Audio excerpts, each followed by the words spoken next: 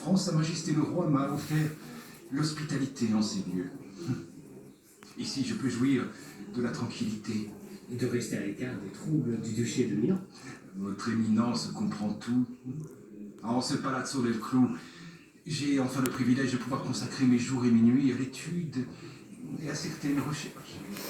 Je vois que vous avez réuni moult notes et écrits, dessins de nature et de mécanique de toutes sortes.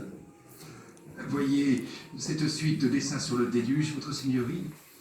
Je m'intéresse beaucoup au mouvement de l'eau qui érode les montagnes et comble les vallées. Si elle en avait le pouvoir, elle réduirait notre terre à l'état d'une sphère parfaite. Ces milliers de pages qui regroupent toutes vos connaissances, c'est un esprit hors du commun. Mais ne devriez-vous pas les faire imprimer? Je songe sérieusement à rassembler toutes mes notes manuscrites en effet. Cela permettrait d'ordonner mes propos et de présenter mes dessins. Mon disciple Francesco Melzi a quelques idées à ce sujet. Ses écrits pourraient remplir de nombreux volumes.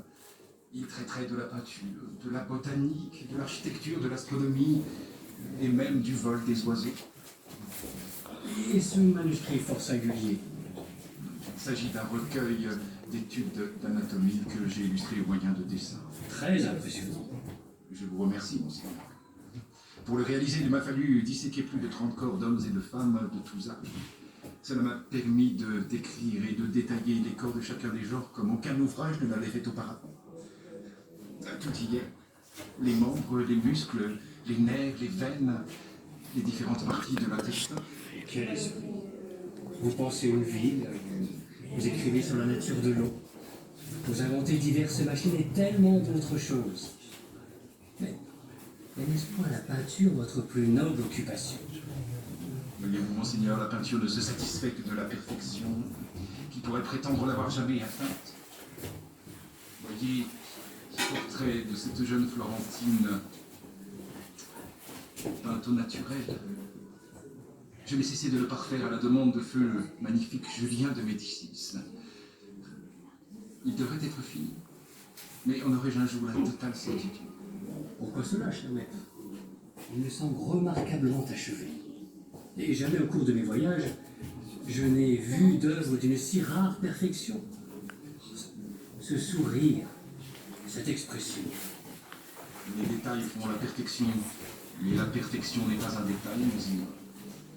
Je cherche à donner à mes figures une attitude révélatrice des pensées que les personnages ont dans leur esprit. Et cette recherche est infinie. Mais si ce portrait est une commande, comment se fait-il Qu'il soit avec moi au Palazzo del Clou. Depuis Rome, il est des œuvres dont je ne me sépare jamais. Ensemble, nous avons traversé les Alpes à dos de mulet. Il y a ce portrait et ce que vous avez vu dans mon atelier.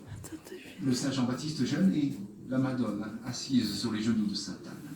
Et pourquoi ces trois-là, maître? Je ne me lasse pas de les contempler. Mais je manque à tous mes devoirs. Vous avez voyagé par monts et par vaux. Mathurine va vous préparer un bon souper. Nous reprendrons nos entretiens plus tard.